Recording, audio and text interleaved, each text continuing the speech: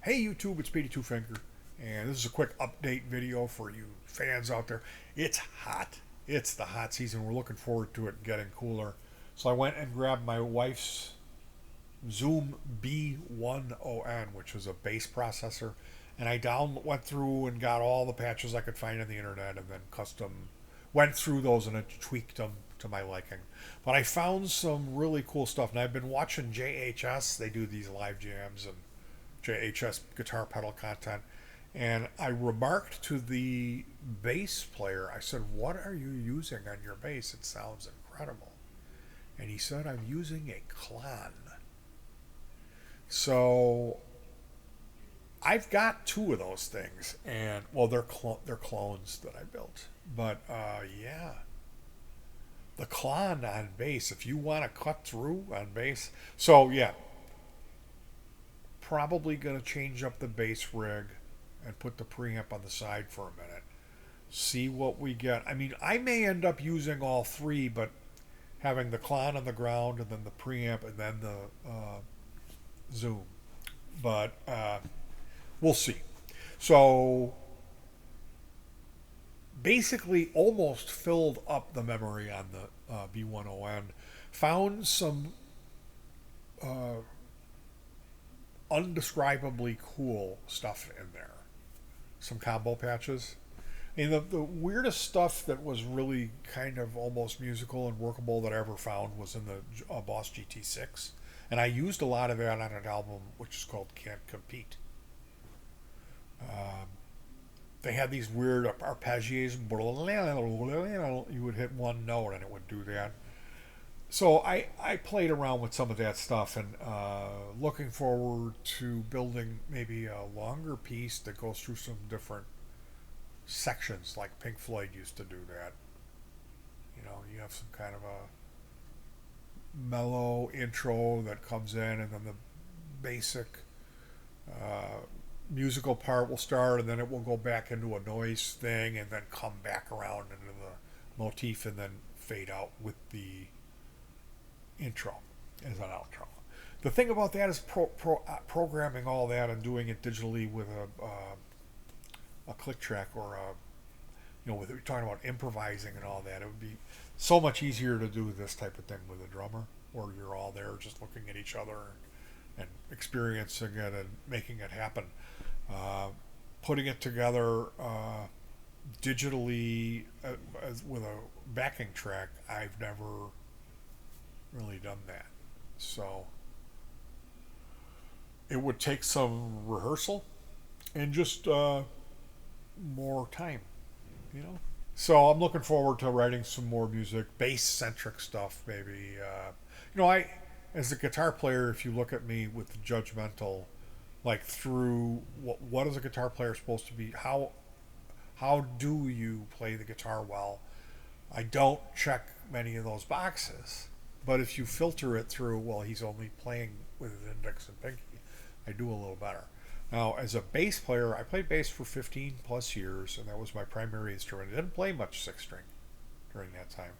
And I gotta say, as a bass player, I'm able to check the boxes way better. I'm a horrible guitar player when you compare me to how good of a bass player I am. And that's not very good of a bass player. So it's just way down there as far as skill and talent. When you watch someone like Steve Vai playing guitar or Guthrie Govan, uh, it's humbling. And if you don't know what I mean, put on Bad Horsey, Steve Vai, or For the Love of God, Steve Vai. You could check out Guthrie Govan's Aristocrats, Aristocats. I forgot the name of the band. But there's live videos. Marco Miniman on drums, and I forget the guy on bass. But if you're unfamiliar, I'm recommending that. Now, watched a movie called Palindrome, Palindromist. It's a competition for World Championship Palindrome. So if you like literary, poetry, Mensa, smart people, this is really something else. One of the contestants is a woman who's a bassoonist. I really liked her. I had a hard time. I told my wife, like, I don't like any of these people. I liked her. And maybe the guy who was not straight was all right. Maybe one more the guy, but like there was some.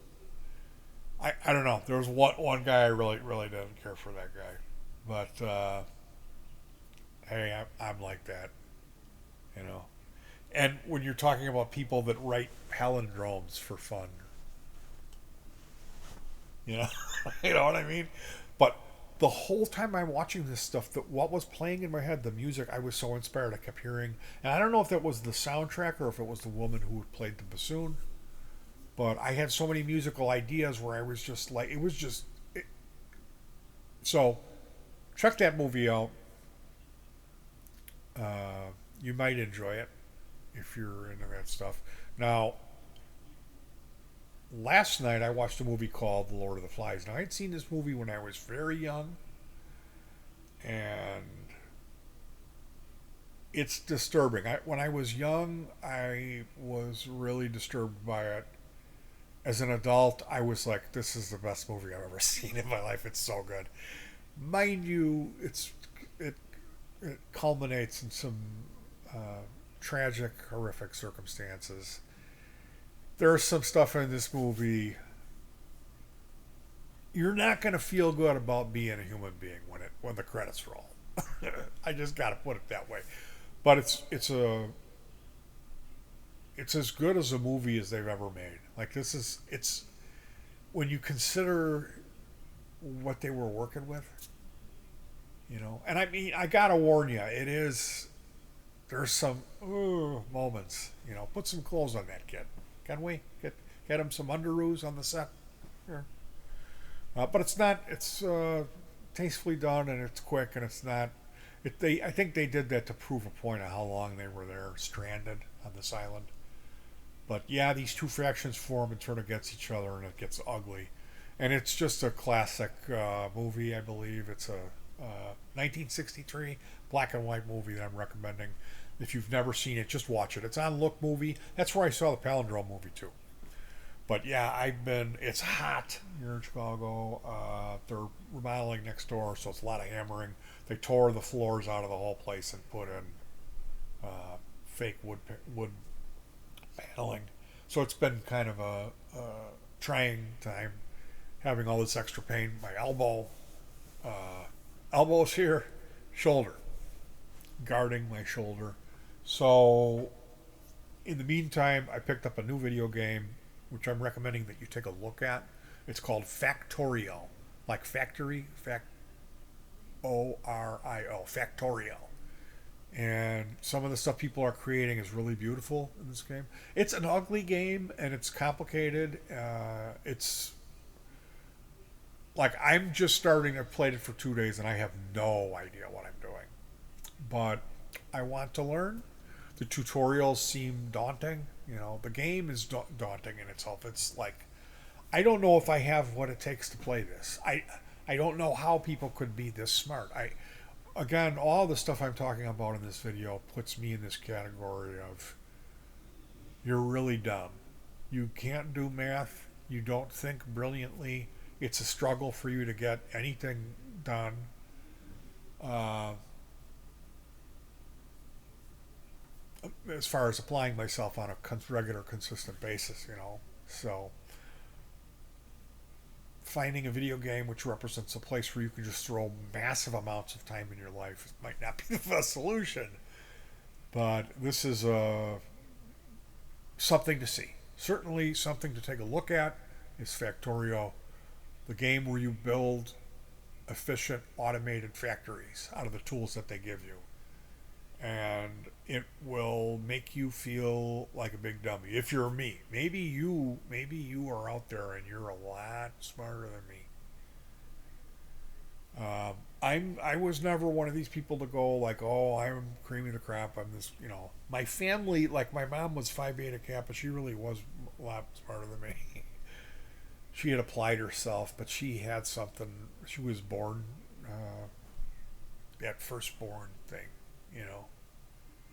So anyway, yeah, I'm a big goof. I'm a hack. I'm a big dummy, constantly injuring myself and crying and complaining about it. But there's you guys, and I really do appreciate you. So remember to try to be nice. There's, maybe you're out there, you're smart, you're really intelligent. Well, there's a lot more dumb MFers out there like me. So look out and hug your pets. Peace. Faboom.